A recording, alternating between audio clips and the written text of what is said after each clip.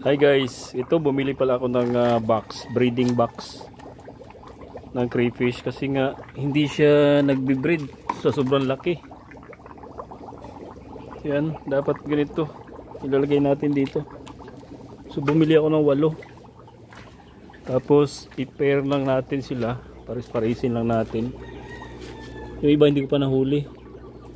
Pero yung mga crayfish ko to malalaki na eh, oh. Mga breeder size ko na to eh.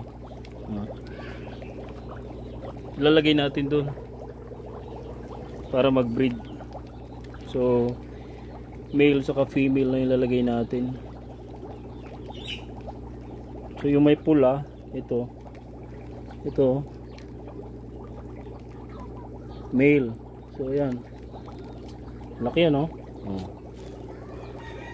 So meron tayong male, lagay natin muna dito. Okay.